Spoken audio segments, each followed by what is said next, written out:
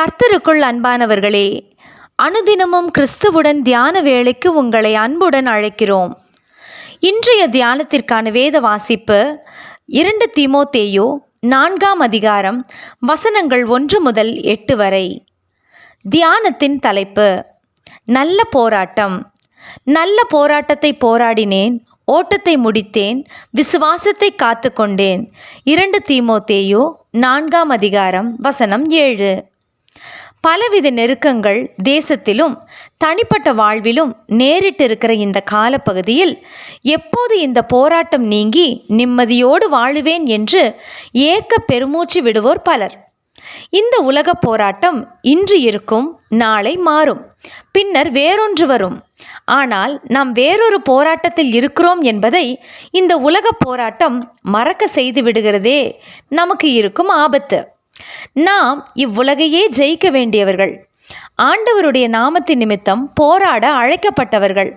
நமது ஆவி பிரியும் வரைக்கும் இந்த போராட்டம் தொடரும். ஆனால் இந்த போராட்டத்தில் ஜெயிக்கிறவனுடைய முடிவு நித்திய மகிழ்ச்சியே. இதற்கு மாற்று கருத்தே இல்லை. பவுல் எவ்வளவு போராட்டங்களை சந்தித்தார் என்பதை அவருடைய நிருபங்களே நமக்கு சாட்சி பகருகின்றன. ஆனால் எங்கேயாவது ஆயுதம் ஏந்தி மனிதருக்கு எதிராக யுத்தம் செய்ததாக இருக்கிறதா? இல்லை.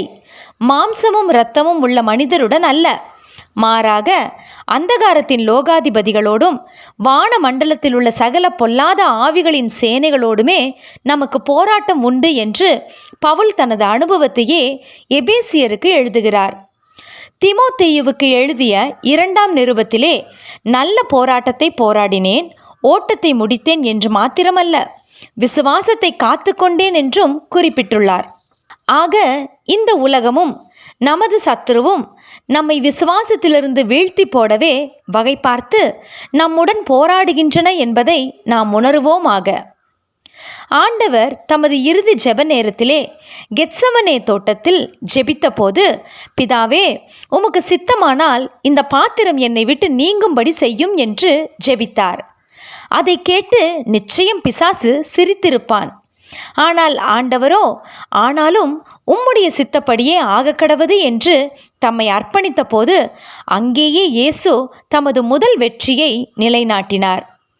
சிலுவையிலே, என் தேவனே, என் தேவனே, ஏன் என்னை கைவிட்டீர் என்று கதறிய போது அதன் ஆழத்தை அறியாத சத்ரு வெற்றி களிப்பு அடைந்திருப்பான். ஆனால் இயேசு உயிரோடு எழுந்தபோது அவன் என்ன செய்திருப்பான்? தேவ பிள்ளையே, நாம் கிறிஸ்துவுக்குள் ஜெயம் பெறவே அழைக்கப்பட்டிருக்கிறோம்.